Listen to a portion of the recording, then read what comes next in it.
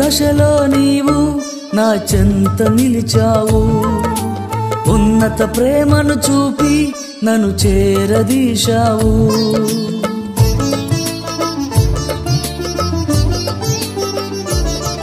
నా హీన దశలో నీవు నా చెంత నిలిచావు, ఉన్నత ప్రేమను చూపి నన్ను చేరదీశావు.